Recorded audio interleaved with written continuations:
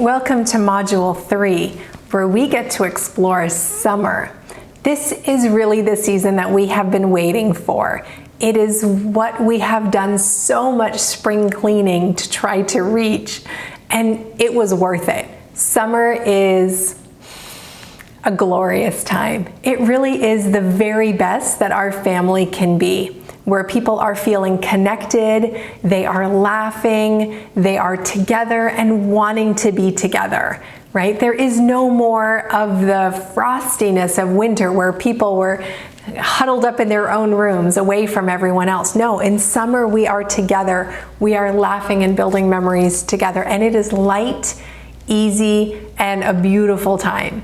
So let's think about what summer looks like for your family. Summer is when you may feel happy to be all together, fully present and engaged. So you aren't torn in multiple directions. You really are present and engaged in your family. You're confident that you can work together to do anything, whether it's a cleaning project around your family, or you're building a treehouse, or you're going on a road trip. You're confident you can do it together and stay connected. You're forgiving of small and minor inconveniences or irritations that might have set you off in winter.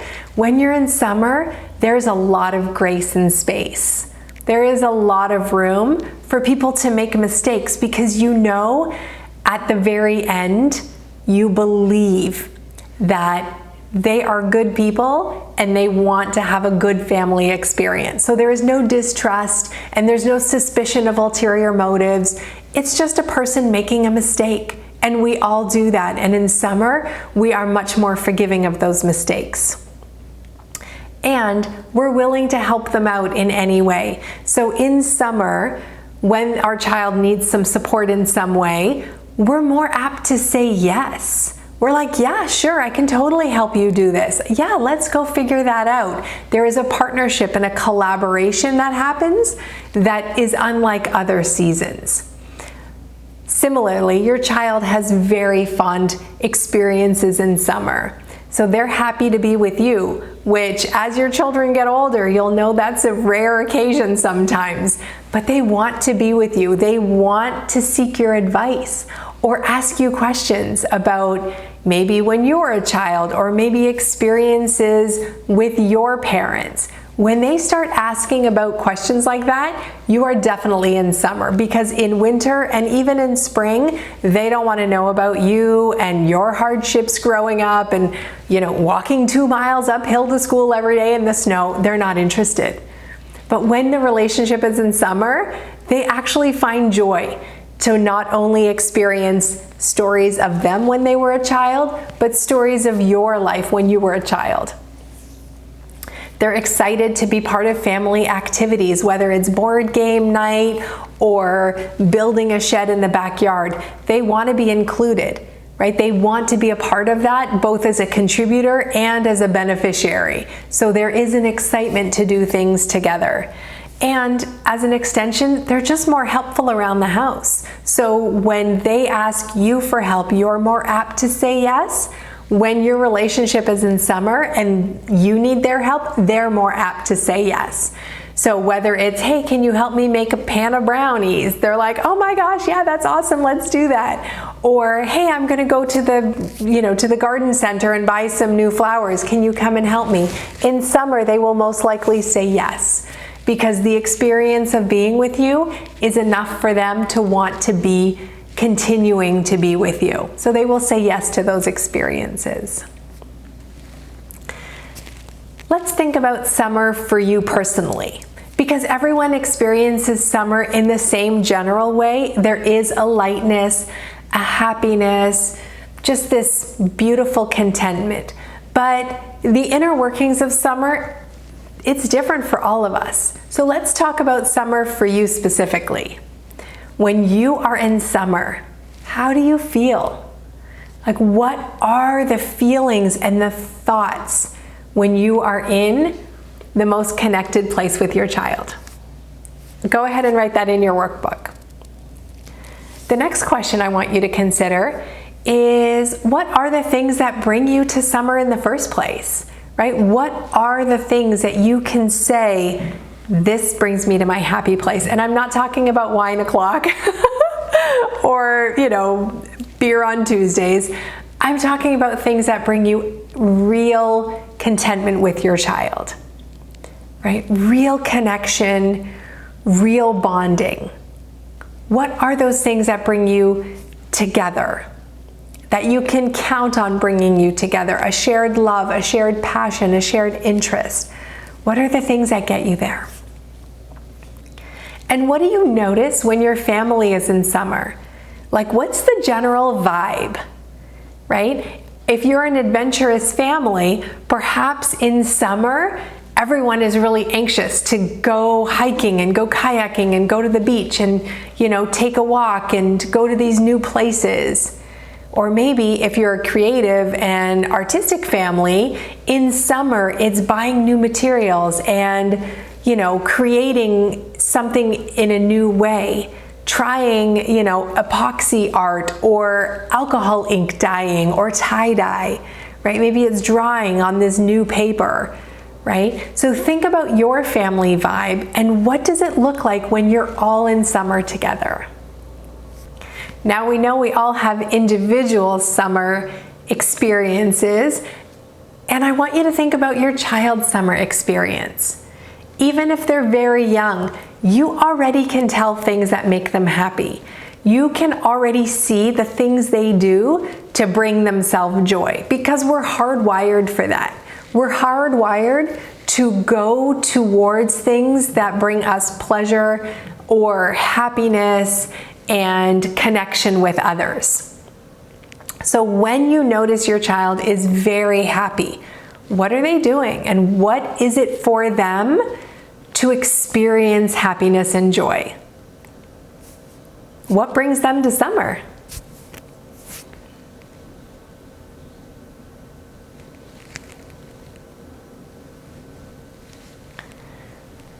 This next slide is going to look intense. I totally know.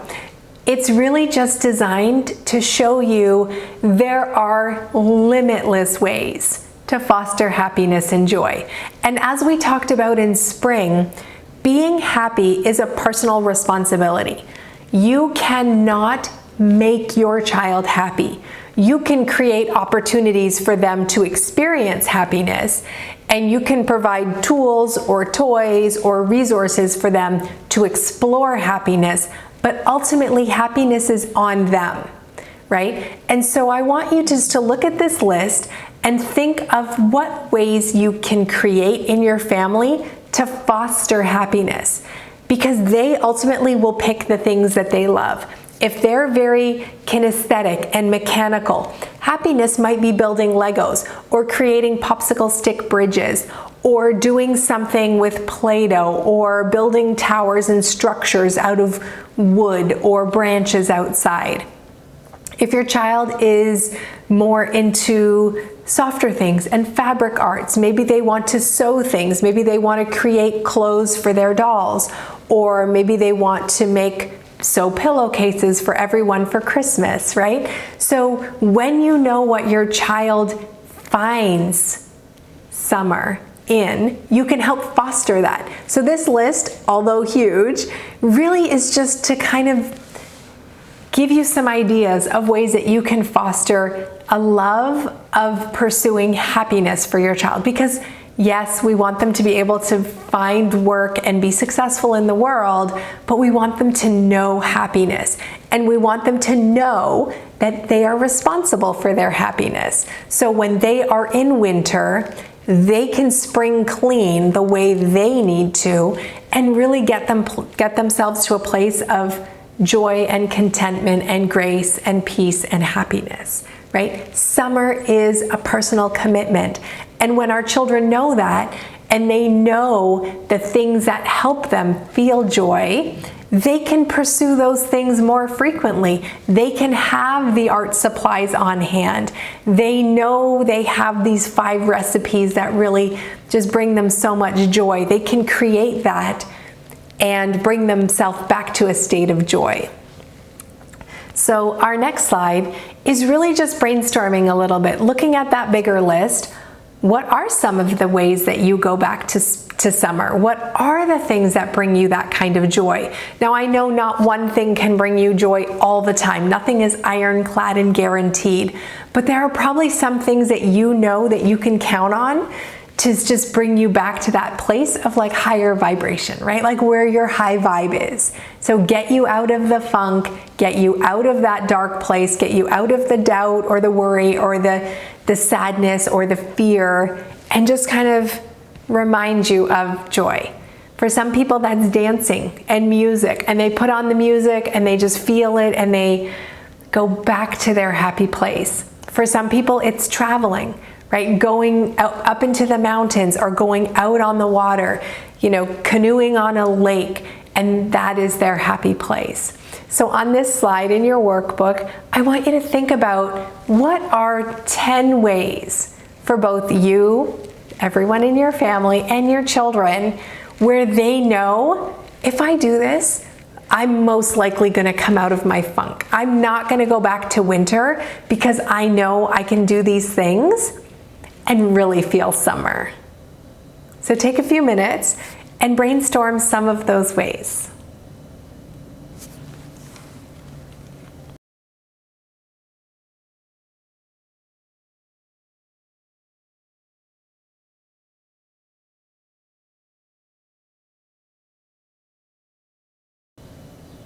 When we talk about things that make us happy, we really want to get to a state of bliss, right? Where time and space feel a little bit suspended and we're just so good, so good. One of the powerful ways that you can connect with your child is to really help them foster a love of finding their own summer. And one of the ways to do that is to really create a bliss list. So yes, we just created our 10 ideas, but they all might be similar in the structure, or they might all fall in the same realm of happiness. And I want to challenge you a little bit to stretch. And so one of the ways we're going to do that is through creating our bliss list. And a bliss list is really an opportunity to think about all of the senses that you have. And I know it has been a very long time since we've thought about the 5 senses. So I've put up a slide for you. But we want to write down something that we can see that brings us incredible joy. That might be art in a gallery. That might be a garden full of flowers. That might be anything that you can really just see with your eyes and be transported to another place, another time, another feeling, right? Maybe it's old photographs of your family. Maybe it's home movies when your kids were younger, right? Think about your bliss in terms of the things that you can see. And on the chart in your workbook, there's a line for each of the people in your family, and you can make copies. And if you have more people than 3 in your family, please, by all means, have everybody do this activity. The next category are things you hear. So what are things that you can hear that really touch you deep in the soul and just make you happy? It most likely will be some sort of music.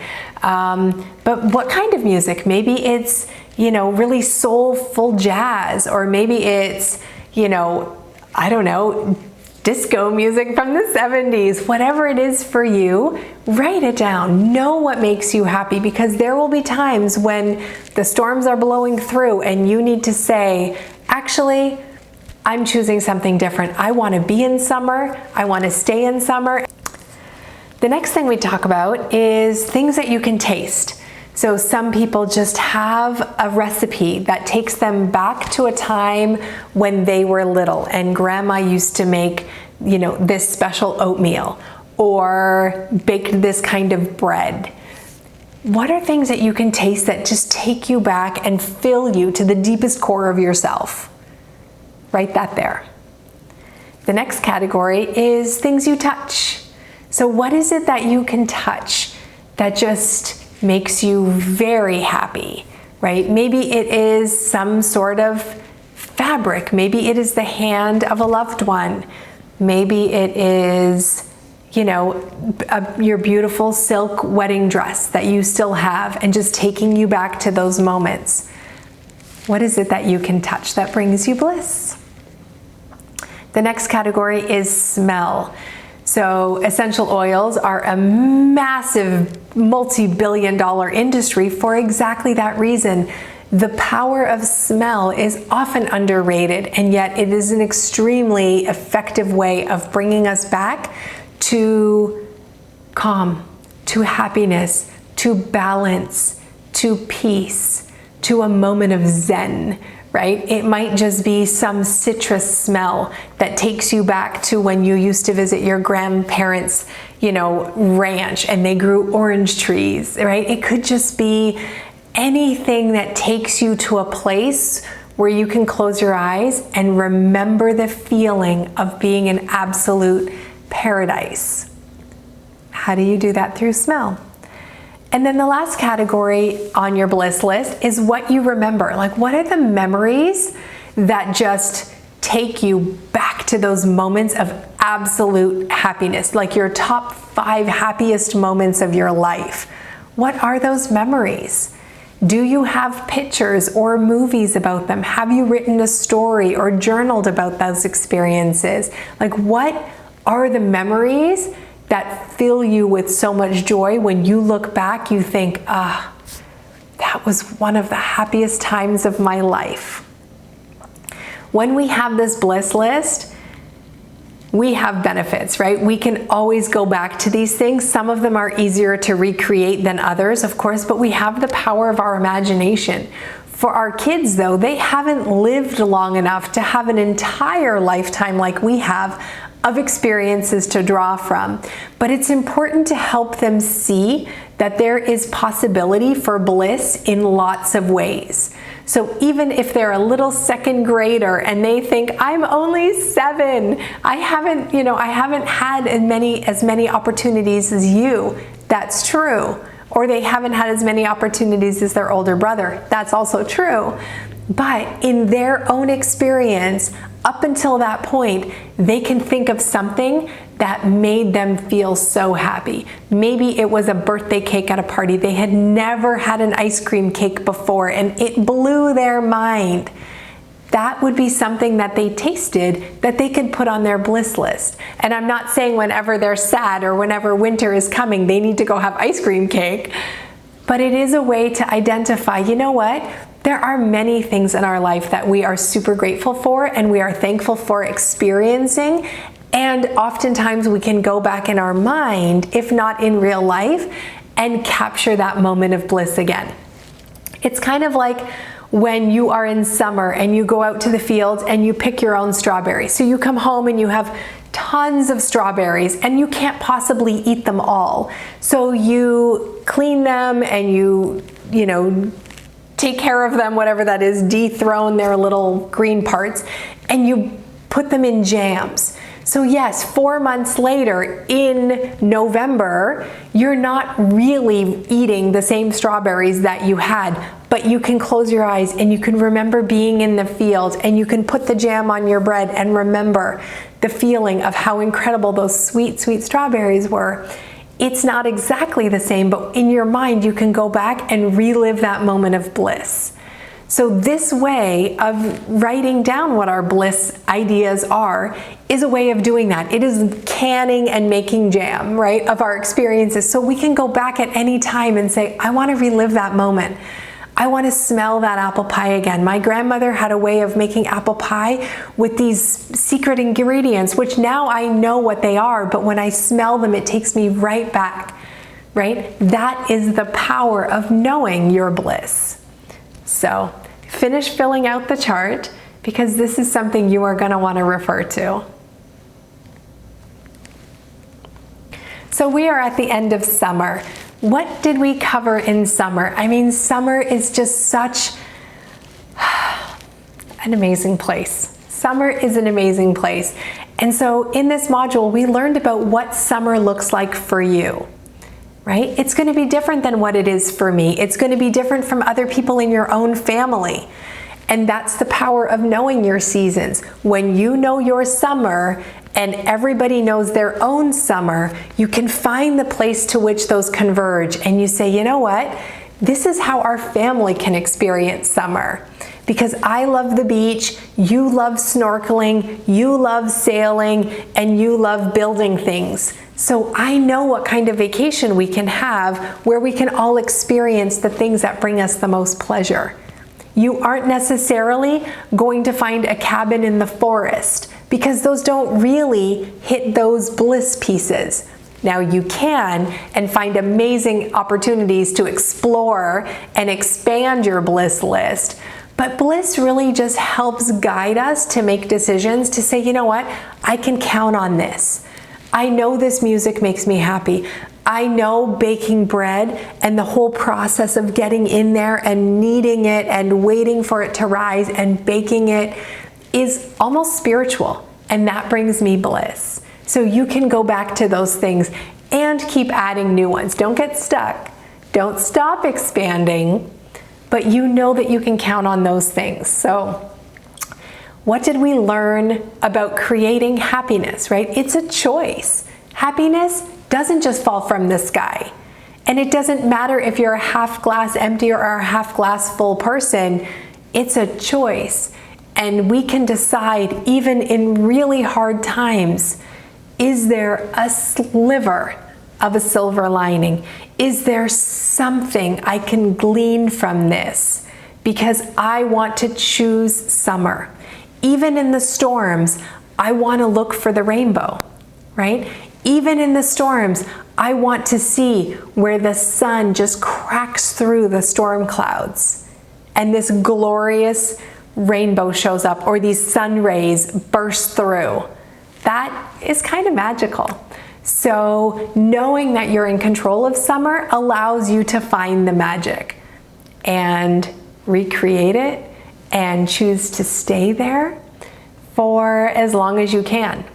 Now, we can't always stay in summer. It isn't a perpetual, superficial state of fakeness. No, summer is a real place, but the other seasons are real too. And sometimes when we get so carried away with our happiness and so in love with our wonderful life, we miss the next season popping up because it's a little bit sneaky. And so I can't wait to talk to you about the next season.